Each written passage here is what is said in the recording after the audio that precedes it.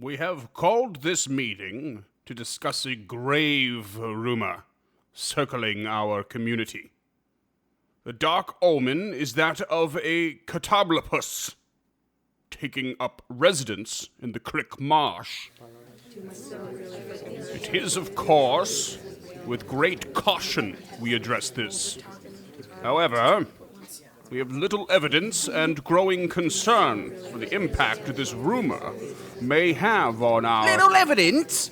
Me crops are wilting, and it's summer solstice already, gods damn it! Aye, and me little stock's been falling ill, even after segregating them. Gentlemen. And them flies, they're getting to be too much, too. Don't you think this is evidence enough? These things could be happening at any time. Your gods damn it, you're useless. When you talk, do you ignore yourself as well? Come now, gentlemen, come now. This is straight out of order. Come now.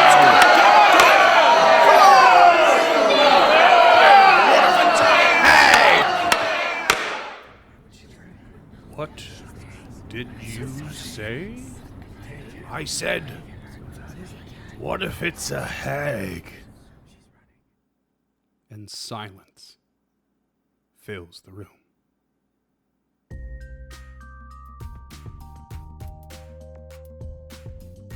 Hey there, creatures, and welcome to Encounter This, a podcast exploration of the creatures from Dungeons & Dragons and the lore that surrounds them. Hey there, creatures, and welcome to another episode of Encounter This. I am your host, James Take a Whiff Kid, and with me as always is Freeman Skunk Musk. Here we go. Freeman Skunk Musk Eyston. Today we're going to be looking at... What? What are we looking at? Catoblepas? Catoblepas. What the hell are these? I guess Surprise. Apparently they're found on Volo's Guide to Monsters, page 129, but I don't know what the fuck these are. I've never heard of this before. Let me tell you all about the Catoblepas. Please, I'm fairly confident you made this up. I don't remember how I first came across this one. It is one of the stranger looking creatures I've seen in any of the books, for sure. Yeah, I'd be inclined to agree with that. It's a very under the radar creature, I think. Yeah, in Volo's Guide to Monsters, I've shared the 1 through 5 editions art. So this is a long-standing creature. Wow. In Dungeons & Dragons, yeah. That 4th edition art is sweet. So is really the third crazy, one. eh? I like the third one's my favorite. We'll dive right in here and start with the basics of the Catoblepas. You want to describe for our listeners what it looks like, I guess, is probably the best place to start. This is like a chimera. They are, right. They are chimeric. Chimera-esque. Sure. So basically, they are loathsome creatures. They live in vile swamplands, and they basically are a conglomeration of things that are found in these wastelands. So they are basically parts of a bloated buffalo, a dinosaur, a warthog, and a hippopotamus. It looks as gross as it sounds. Yeah, but without really looking like or appearing to have any of those creatures on them either. It's kind of strange. They're not like as starkly obvious as, say, a chimera is right. in what animals they are. And they have very, and specifically, especially in 5e, they have pachyderm-like feet. So similar to that of like an elephant. I think a hippopotamus is a pachyderm too. Is that true? Do you know? I don't know. But I do know that it very clearly has like a furry ankylosaurus tail. Yes, yeah, and we will get to that tail eventually. Okay, for sure. Cool. Those are my favorite dinosaurs. Yeah. So this weird amalgamation or conglomeration, as the Monster Manual or the Volo's Guide describes, this creature has very few redeeming qualities, and travelers very seldom cross into their territory willingly. One look at the Fori art and you can tell why. Yeah, seriously. And that's the odd man out. As usual, the Fori art is the odd man out because it's got a much more human-looking face than the others. The other ones are beastly, and that's very human-like. I don't know. It's much more compared to the others. Yeah, I guess the other ones are like elongated, whereas this one just has Yeah. this one's kind of orcish, I guess. Yeah. The other ones like very much do have a more boar-like appearance, that one's more orcish. Yeah, I see a Fori. lot of camel, but yeah, it's like that like snouts, I guess is the word we're looking for. Yeah, For sure, yeah. So despite a rather clumsy physiology, the Catoblepas resembles a beast and plays the part very well. okay. It wanders and ambles through its marshy home, feeding on choice vegetation or the occasional morsel of carrion it comes across, and simply likes to wallow in mire. Okay. It can occasionally bleak. be found... Was that, sorry? That's pretty bleak. Yeah, I'd say. That's what they like. That's how they do. On occasion, you might find one alongside a mate, with which it has chosen for life. That was an interesting fact. And sometimes even a calf. And, of course, it will attack anyone who moves too close, especially when it is guarding either member of its family. Gotcha. So the sort of territory of the Catoblepas is a disease and decay-like nature, just like the Catoblepas itself. So it sort of affects its environs in almost like a lair effect. And an increase in gloom, tangle, and fetidness will actually loom beyond its swamp as well, diminishing the more beneficial qualities of like neighboring wetlands. Right. So this will like diminish the growing of and finding of healing herbs or clean Filtering water properties. Yeah. Yeah. Yeah. Okay. And swamp gases in their territory and surrounding areas will hold a hint of the Catoblepas' own stench. And it is a very stinky creature. And animals and wildlife grow increasingly aggressive, not to mention more likely to be infected with communicable diseases. Crazy. Yeah. So the That is kind of physical like a layer effect. It is like a layer effect, but I will say right away that they don't have a layer mechanics and that sort of thing. Right. They are sans those. The more physical attributes of this creature is that they smell of death and decay, mixed with swamp gases and skunk fumes, and all of that makes up their wretched musk of a Catoblepas. Hence, both of our nicknames for this episode. Right. But I mean, I'm interested to see how they use scent as a mechanic. Just you wait. I mean, so much foreshadowing. Yeah, right. So when these creatures are on the offensive, they basically give away their horrific nature pretty quickly. The serpentine neck of this creature actually has difficulty lifting its head. But when it does, its bloodshot glare alone can rot the flesh. What? And you'll see, with the exception of the 2E art, mostly with the exception of that, the head does stay low in comparison to the rest of its body, and the neck is usually quite long. So that is a sort of a telling attribute to this creature, is that it has difficulty lifting its own head. Gotcha. Now, at the end of the tail, as you so rightly noticed, there was a club. And upon impact, this clubbed tail is known to rattle both body and soul, should it strike true, leaving the victim unable to act. This lore is so intense. For something you never heard of, eh? Yeah. Pretty cool. And of course, should the Catoblepas defeat and kill its prey, it will happily feast on the fresh remains. Although this is not like a goal of the creature, but it'll take advantage. Right. I get that. So as far as folklore goes surrounding this creature, although they are rarely seen, the creatures have a strong foundation on popular culture of the world, and ordinary folk properly fear the Catoblepas, and the rumor of one taking up its home nearby is considered a bad omen, even if that rumor is later proven to be false. So it's almost like the creation of such a rumor is a bad omen all on its own. Okay. I mean, I wouldn't want this thing taken right. up residence anywhere near me. So even suggesting it might is attributed to the bad omen that this creature represents, and the silhouette of a Catoblepas with the head held low and the tail extended over its body is also known to be a heraldic figure that signifies doom and death.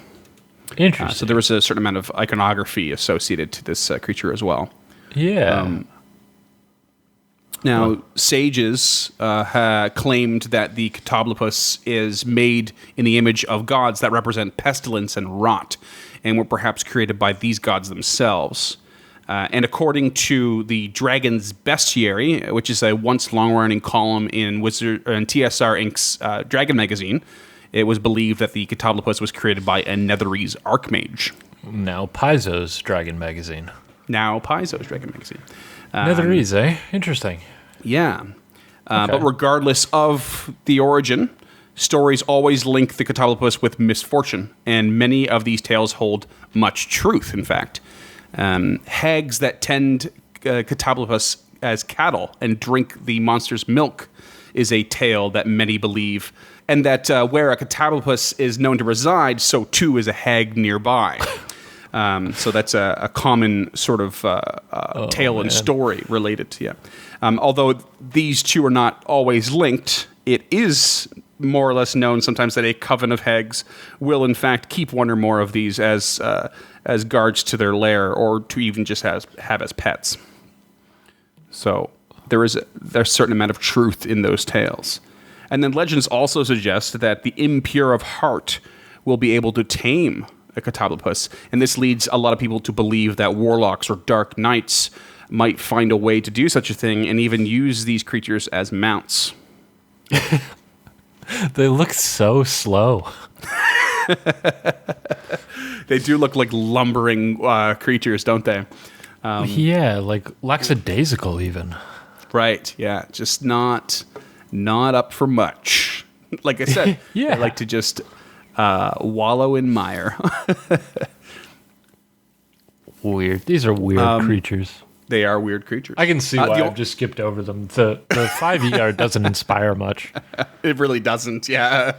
The only other thing I have for 5e is actually that it's a sort of honorable mention almost, too. They were also featured in the Theros setting of Magic the Gathering. And then as a result, they've been mentioned in the newer 5e sort of campaign setting book, The Mythic Odysseys of Theros. That adds up. Yeah, so they're basically listed under a classic monsters section. And within this setting, the legend tells of a human herder who bragged that his cattle were the finest of all. And somehow, and this is like hilariously vague, somehow 3 gods heard of this bragging and got involved. Those 3 gods were Heliod, god of the sun, which is represents the light domain, is lawful good. Nylia, the god of the hunt, represents the nature domain and is neutral good. And Mogus, god of slaughter, who represents the war domain and is chaotic evil. These 3 gods somehow got involved, and a curse was laid upon the herder and cattle, giving rise to the first Catoblepas. How the gods got involved exactly, and through what honorable or petty means they established this curse, is completely unknown, and only Mogus followers hold the creature in any amount of esteem. That's it. The Weird. gods were just like, "Oh, you're bragging? We're gonna talk to you. We don't have anything to do with each other. We're going to And ruin boom, cows cursed." forever. I just thought that lore was hilariously non-specific. It's almost like it just shouldn't have been there. Just no justification. Just a weird story. Yeah, that is weird. I probably don't need to add this in, but I guess it fits under honorable mentions.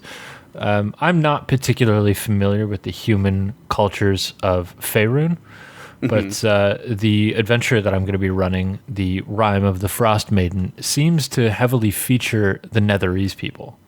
Oh, cool. So a Catoblepas may make an appearance in that adventure. I don't know, but I wouldn't be surprised. Very exciting. That'd be very exciting. Yeah. And other than that, the Mythic Odysseys of Theros does actually refer the reader to Volo's guide for the stat block of this creature. Is that unusual? I don't know if it's unusual, but it was a red flag for me. I kind of thought, shit, people are buying this book and not getting the stat blocks for the creatures they're describing. That's a bit weird. No, that's really common. Is it? Okay. Yeah, well, I mean, Volo's is uncommon. So, like, even prepping Rime of the Frost Maiden, it says you need the player's guide, the dungeon master's guide, and the monster manual. Anything outside of that, that's the difference of a module and a campaign setting. You know, right? A module I get.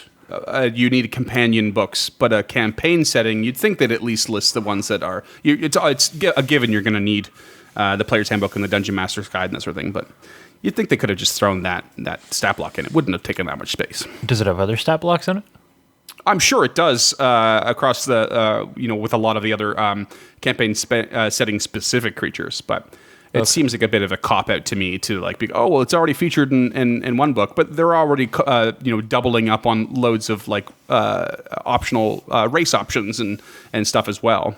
Okay. I don't think I've ever read one of the 5e campaign books. So, I mean that I've read through some of quite a bit of Eberron and only touched on the Theros, but I don't know. I can't honestly recall if I've come across exactly that sort of thing before or not. But it does seem like a bit of stat blocks, but yeah.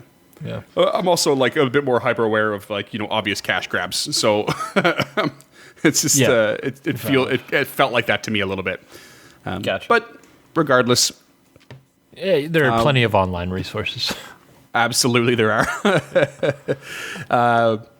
So we come to the cultural lore, the real life stuff now. Okay, so is there real life stuff? There is. That's okay. Believe it or not, the historical stories of this creature are actually thought to be based on real life encounters with wildebeest. And these creatures are often considered to be the African version of a gorgon. Oh, okay. Yeah. Gotcha. And we'll touch on gorgons in our Gorgon episode, but it was one of the labors of Hercules. Right. So, I mean, one thing's for sure is that based on history, a lot of this information is coming from like Greek and Roman people who are taking down the accounts, writing down the accounts of this creature. That makes sense. So, basically, we'll start with the word Catoblepas actually comes from a Greek word. I don't know how to pronounce it exactly. I'm just going to very loosely say it's Catoblepo. And it means to look downward, sort of referencing its low-hanging head. Oh, okay. It is a legendary creature that is originating from Ethiopia, and it was first described by the famous Pliny the Elder, who was a Roman author, naturalist, natural philosopher, and naval and army commander. Friend of the show. Friend of the show. I love looking at Wikipedia pages for some of these authors because they usually have a long list of like things that they were or did. But like I always sometimes there's one thrown in there you just don't expect. It's like, oh yeah, I do like nature stuff and write stuff down. Oh, and I command navies and armies. No big deal. Also a frequent guest on the Sawbones podcast. Yes, he is. So first described by Pliny the Elder and later again by Claudius Aelianus, who I think we've mentioned before. We've mentioned an Aelianus before at some point. I think it was in Harpies way back in the first episode. But Claudius was a Roman author and teacher of rhetoric. Okay, and what is rhetoric again? Can you explain that to me? Well, I don't know what it is as a subject, but like when you ask a rhetorical question, it's like it's a question that's not meant for you to answer. It's meant for you to ponder. Oh, okay. So it's probably just some derivative of philosophy and ethics. Right. Exactly. Yeah. Okay. That makes sense. So So Pliny the Elder, in his sort of, I don't know what it is. It's just like I guess maybe an encyclopedia or a group of writings that's just called Natural History. Yep. Is basically he describes the Catoblepas as a mid-sized creature, sluggish and with heavy head, and a face always turned to the ground. That's a direct quote. And he also believed that the gaze of the creature was lethal, like that of a basilisk, and making the heavy head of this creature to be a very fortunate aspect of the creature because it had a hard time actually gazing at you. Okay. And we'll touch on the basilisk in the basilisk episode. Yes. Just you wait, guys. And then Claudius Aelianus, in his writing of De Naturam Animalium, he gave a more detailed description. It reads, the creature was a mid-sized herbivore, about the size of a domestic bull, with a heavy mane, narrow, bloodshot eyes, a scaly back, and shaggy eyebrows. That is not reflected in any of the lore. Or art. Yeah. I guess kind of in the 5e and the 1e. Yeah. Kind of, yeah. The head was so heavy that the beast could only look down. That's how he finishes it. In his description, the animal's gaze was not lethal, but its breath was poison, since it only ate poisonous vegetation. Yep. Science checks out on that one. That's how that works. That's definitely how it works. And then there was two other references, Timotheus of Gaza and Constantine Manasses, a Greek grammarian and Byzantine chronicler, respectively. Both describe the creature as having the ability to breathe fire. It's crazy to me that we got a Byzantine chronicler's version of a Catoblepas. Yeah, of an Ethiopian Gorgon. Of a Greek idea of an Ethiopian Gorgon. That would have had to travel. Yeah. And Morris keeps going. Those are the early descriptions. We also have references in literature, such as in the notebooks of Leonardo da Vinci. Star of the Titanic. and it's basically what his reads is it is found in Ethiopia near to the source of Nigra Capo, which I don't know if we can say that word. It was what's it? Sorry? I said I don't know if we're allowed to say that word. Well, it's Nigracapo.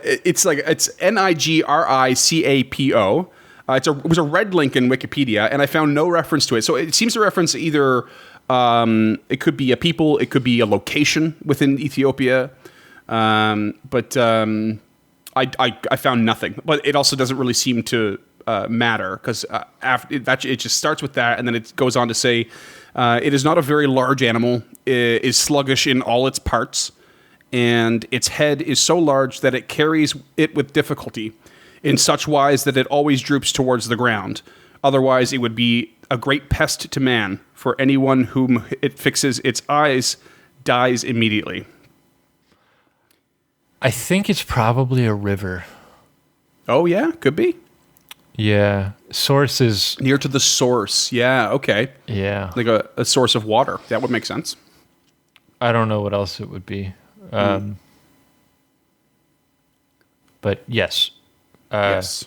And the water also kind of fits with its lore. Yeah, definitely. Yeah. Good point. I did not think of that. Further on, we have a reference from Gustave Flaubert, or Gustave Flaubert. I don't know how that name is. His book, The Temptation of Saint Anthony. It reads, a black buffalo with the head of a hog hanging close to the ground, joined to its body by a thin neck, long and loose as an emptied intestine. Ugh. Yeah. It wallows flat upon the ground, and its legs are smothered under the huge mane of stiff bristles that hide its face. That's a pretty ghastly description. Yeah. I like that one. I also really like that name. I think that's going to be my next knight, Gustave Flaubert. Gustave Flaubert. That's a good, solid name. Yeah. And then finally, we've mentioned this before, Jorge Luis Borges' Book of Imaginary Beings. I believe I found a PDF of it somewhere, and I think it's on our Google Drive. Awesome. It does describe a black buffalo with a hog's head that is always looking down, quite simply. I don't remember exactly which episode we referenced this book in, but this book does specifically mention 3 creatures we've covered: harpies, unicorns, and the Kirin, but it's listed as the unicorn of China in this book. That makes sense. Yeah, and likely this will not be the last time that we bring this book up, because I've listened. There's a few others to be done. Nice. I would be very, very surprised. Yeah. But otherwise, that's it. This is not a complicated creature. No. And those are all your the 2 lores. 5e stuff so far seems to be very true to the lore you just ran down. Yeah, so. quite true. The only thing that that's different is the odd exceptions where the gaze is not lethal, but rather it has a breath. I kind of expect this creature to have a breath weapon. Yeah, I'll be honest with you. For sure. But otherwise, it does seem to add up. The only thing I have noticed that doesn't quite add up is that in the real lore, in the real world lore, they're often described as mid-sized. Now, I don't know what mid-sized meant to them, but historically, we know people were shorter. And these creatures within the D&D lore, I can tell you right now, at shoulder, they stand at 6 feet. So I don't they're know not small. How much they're not shorter mid-sized. people were, but yeah, They were quite a bit shorter. were they? They were, yeah. I would think one of the primary things that couldn't say the exact size, but one of the primary things one of the primary reasons we know this is because a lot of old doorways, old buildings, and the size of the doorways. Right. Okay. So you know, like people sense. always make fun of how Napoleon was like famously short. Well, he wasn't actually short for his time, though. He was short. I remember that. Yeah. Yeah, people were just generally shorter. Like ancient Britain and stuff, I think people were, 5'2", 5'3" at the highest. What explains why I have to duck in every century home I've ever been in? 100%. So they would have been shorter than us, and they thought this creature was mid-sized. But in D&D, Well, they've beefed them up in size for sure. That being said, these also don't exist, and they're based on a hog, which to a mid 5 feet human would be about mid-size. More wildebeest based on historically. Yeah, which is a type of hog. And they, are they a type of hog? No, they're not. You don't think wildebeests are pigs? No, definitely. They're like a buffalo or a gnu. Isn't Pumbaa a wildebeest? No, he's a boar. Oh. I'm gonna look What up do you think a wildebeest is? Why didn't you send me a picture of a wildebeest then? I thought it was. Oh, okay. More common All knowledge. right. It's a buffalo. Yeah. It's kind of like a buffalo meets a gazelle. Yeah, they belong to the family Bovidae. They're bovine. Yeah, these are for sure ruminants. Yeah. That makes sense. Okay. Yeah. I mean, this adds up way better. Right. Now that we're on the same page. Yeah, for sure. And that, dear listeners, is the sound that signals the ads. Which aren't really ads so much as a couple of seconds of appreciation for Strange Fellows Brewing and their delicious, delicious Blackmail Stout, which keeps us powered on days like today that are a little bit cooler, a little bit rainier. Keeps me warm most nights. Yes, I too sleep with my Blackmail Stout cuddled up underneath my fleece blanket. Or drink to the point where I don't feel cold anymore. Or drink to the point where you don't feel feelings anymore. I don't need to drink to do that. Oh, yes, I forgot. James Kidd is an empty shell of a man. I can just turn them off. It's like a light switch. Lucky you. Or so I like to believe. Yeah. Okay. Well, after we've done our little love song, I guess it's time to get into the nitty-gritty, how these things work. Do they have a breath weapon? Do they have an eye ray? They do. Oh, that's a surprising turn of events. All right. You take may me have to the noticed that mechanics. I forgot to change the mechanics again, so it looks like we're looking at the gray ooze stat block. But I promise you that's not the case. Okay. I'd be kind of concerned if gray oozes had keen smell. Spoilers: these things have keen smell. Yeah. So what CR of these crazy things are you thinking? Well, they seem to be like solo creatures, so I'd want to put them like late tens, like 7. 7 seems reasonable for something with a breath weapon and an eye ray and noxious fumes and lair actions. Well, no lair actions. I know, but technically. the lore kind of Yeah. reflects that it has a lair action. They have regional effects, but no lair actions. That's what I mean, regional effects. Thank you. the one. I'm trying to find that term all night. So was I. I'll go with the CR7. I think. Okay. Well, you're not far off. You're about the same off as I was in the previous episode by 2. So they're CR5. So nothing too crazy. But they sit at CR5 with an HP of 84. Which isn't too high, and AC 14, natural armor, also not too high, and they do have a speed of 30, so they might look lumbering, but they move at least at the same pace as the average PC. Well, that's pretty slow for a quadruped. Yeah, for sure. I think most four-legged creatures, especially in 5e, have at least 40 speed, I believe. Yeah, I believe you're correct. Which I disagree with, but yes. Well, the size-wise, they are large, but in 3e, they were huge. Okay. And they are categorized as a monstrosity, but again, in 3e, they were aberrations. In 3e, they were the weird one. That's... Yeah.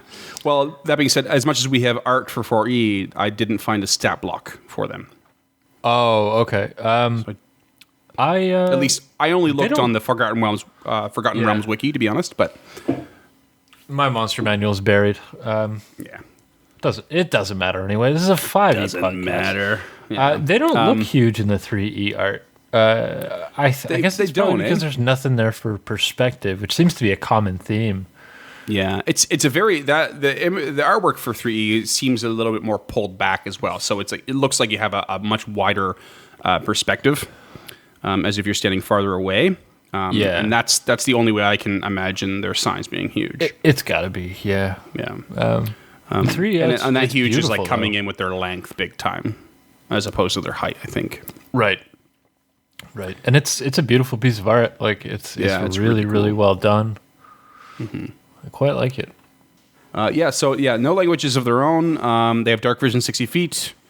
Passive perception of 12. Their highest stats, their con and their strength, which stands to reason. Intelligence and charisma are low. They are beasts through and through, just lumbering beasts. Yeah, that makes sense. All adds up.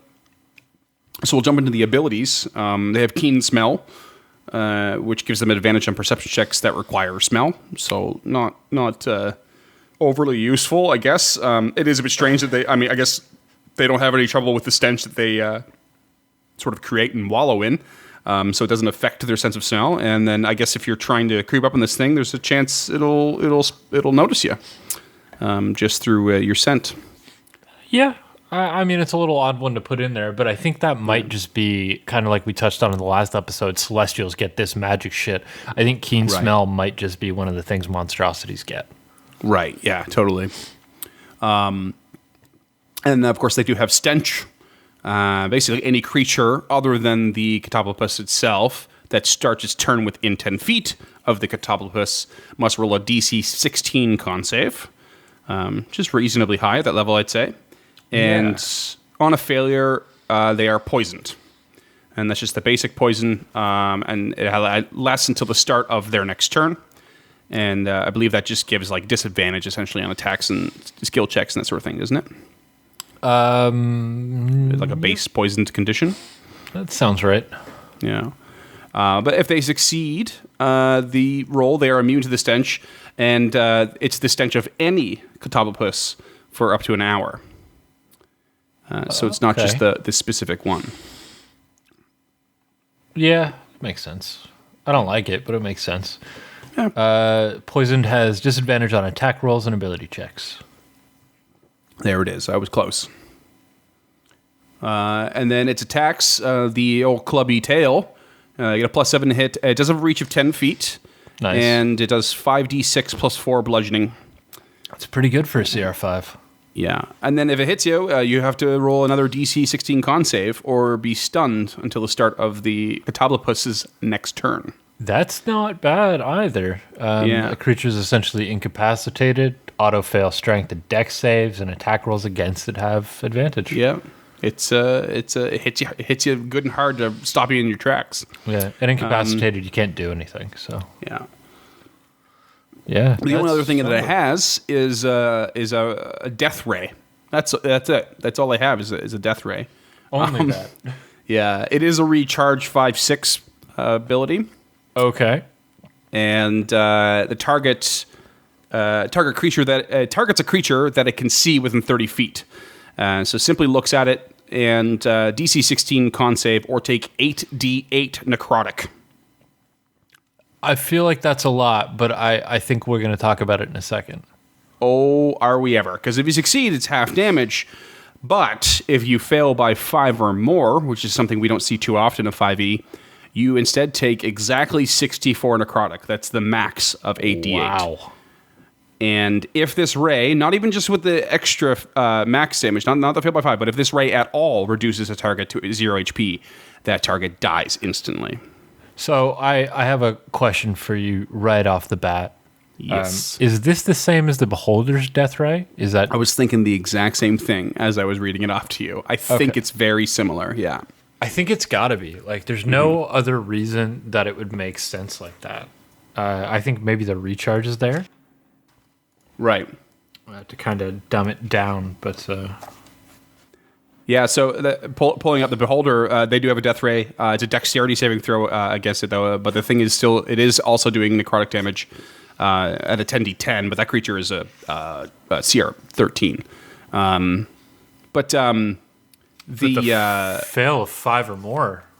The fail of 5 or more is not there on the Beholder. So that is very specific to the Catoblepas and very powerful, extraordinarily powerful. That's so much. That right there debatably increases the CR of this creature. It certainly has a tremendous danger to it. 64 necrotic damage is no slouch at level 5.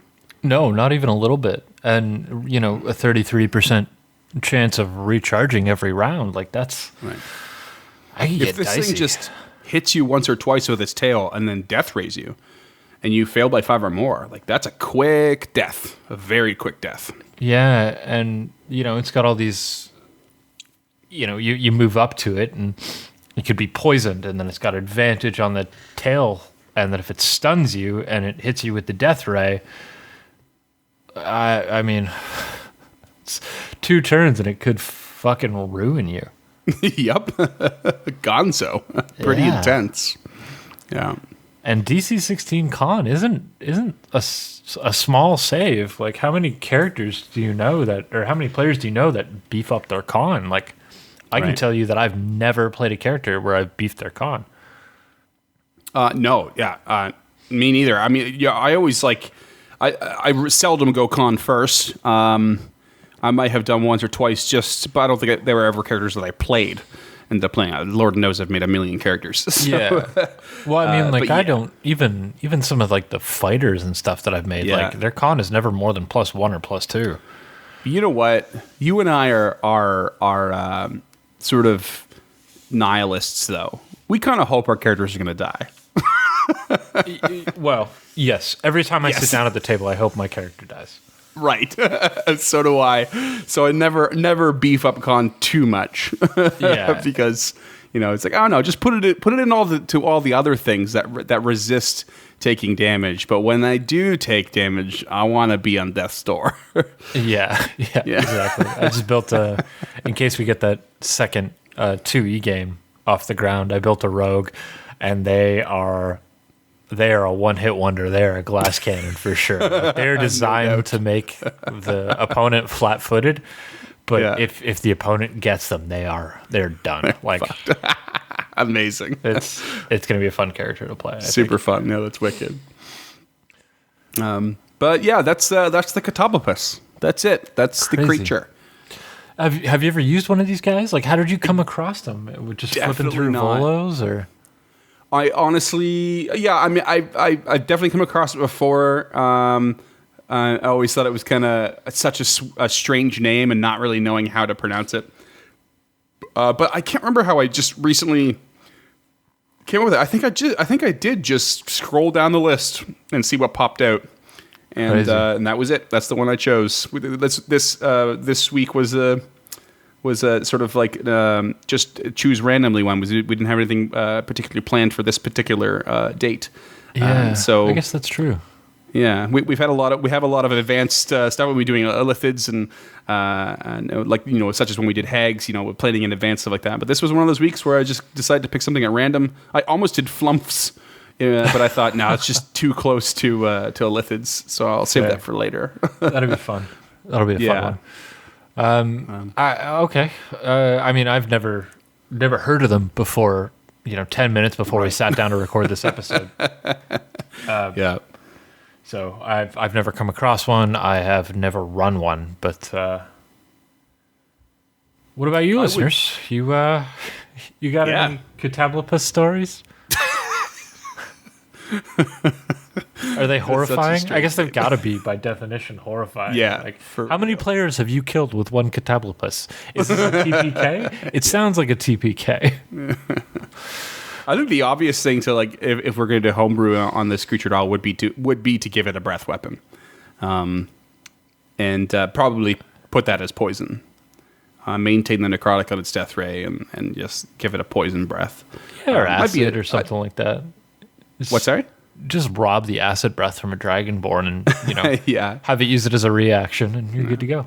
I don't picture acid specifically for these guys. I would definitely go poison, and I would even like play with the idea. Poison's not a type of damage. What's that? Poison. I don't think it's a type of damage. Yeah, it is. Totally is. 100%. All right. I know this because of homunculi constructs. You can be immune to the poison damage and poison conditions. They're always listed twice. Oh, yeah, you're right. You're right. Yeah. I've read too many undead stat blocks that they all just blend together. Yep. Yeah, you're absolutely right. Yeah. So I would stick with poison on that. That makes sense. Yeah, you could always fuck with giving it maybe a charging attack of some kind. I was thinking that maybe something like trample. Just rob that ability from Pathfinder or 4E. Absolutely. Yeah, that makes sense.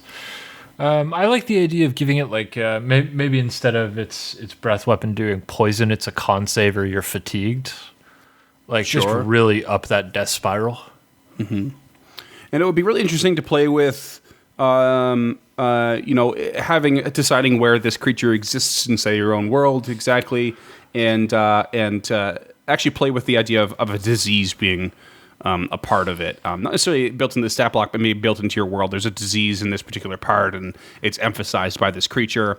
Just like that 5e lore that sort of talks about how the animals and whatnot in its nearby environs, are more likely to have those communicable diseases. So as soon as you read this, my mind immediately went to like the regional effects of a black dragon. Like, I think of a black dragon in the neighborhood. There's probably Catoblepas floating around.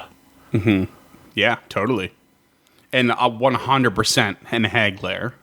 Like I'm like almost disappointed that I didn't come across these guys or like think of these guys when we were doing hags, because they seem perfect. Yeah, like a green hag riding a Catoblepas, wielding a great sword. Lord knows the mounts for hags range in all kinds of crazy directions. Oh, man. So, chicken feet hut. Why not one mortar. of these? Yeah. And I just love the idea of it. Just it's sort of just it doesn't even have to be necessarily related to the hag, but it's the hag's lair is the perfect area for this thing to take up residence. So. Yeah, it just kind of follows where the stinkiness is. Yeah. So, I mean, hit us up on Discord, hit us up on Twitter or Instagram. Like, let us know how you would use a Catoblepas, if you've used it, how many players you've killed with it, whatever stories you got. We absolutely want to hear them. 100%. Should we announce kind of the next little mini suite, or should we just play it by surprise? You're taking the reins on it, so it's up to you. Right. Okay. So our next series of episodes is another Patreon request from one of our newest Patreons. Actually, we're just kind of shoehorn it in. It's not going to be as elaborate as Hags because of COVID, but it feels like the right time. It's we're going to call it November. November. Oh God. So I'm pretty excited about that one, and I'm excited to take the reins. The next time you hear from us, we'll be starting November, and we'll be digging deep into it. So you'll get an episode every week next month. So so sick. We're gonna start recording them tomorrow. James is a big fan of gnolls. I mean, I like them too, but I know it's one of your favorite creatures, isn't it? Yeah, they're right up there. Yeah, it's owl bears, displacer beasts, hellhounds, and gnolls. Sick. Okay, we're almost all the way. We're going to be almost all the way through your favorite creatures. I'm holding on to owl bears for dear life. Yeah, I bet you are. I'm just waiting for some better owl bear lore. Well, judging by the our artwork for Rime of the Frost Maiden, you might find something in there. I'm so excited. When I saw that cover, I'm like, yeah, this is what I'm going to run. I'm going to run this. That's me. Dibs. Yeah. So if you've got any Catoblepas stories or anything else you want to get at us about, you can find us. You can find me on Twitter at EncounterPod. You can find Freeman on Instagram at encounter.pod. You can hit us up via Facebook at facebook.com/encounterthis. Shoot us an email, info@encounterthis.ca. And if you like this episode, you can find us on Patreon at patreon.com/encounterpod. And for $5, you can get a handwritten letter and access to our show notes, as well as to a private Discord. Discord access at any tier. We want anybody who can afford to direct access to all of us. So even if it's just $1 a month, you'll get access to our Discord. But for $5 a month, you get the show notes, you get a handwritten thank you letter anywhere in the world, but the letter will be in English. And you get access to our sometimes unfrequently updated bonus Patreon show, where we just cut tirades out of this show and post them out of context on Patreon.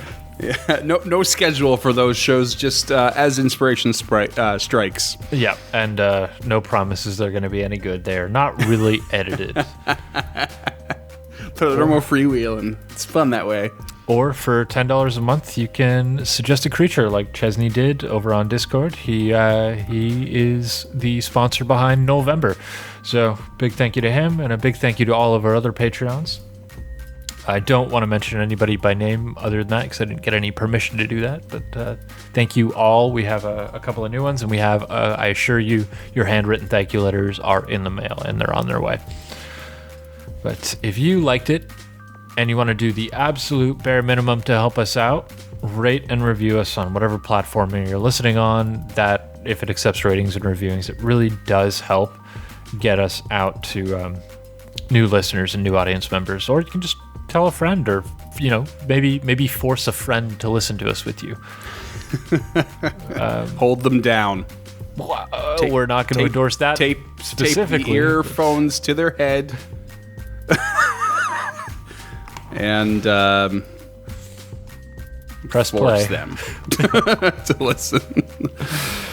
But yeah, any way you can help us get the word out. We're growing pretty quickly here, and soon enough we're going to be able to afford to do this without losing money every year, which is great. Not that we mind.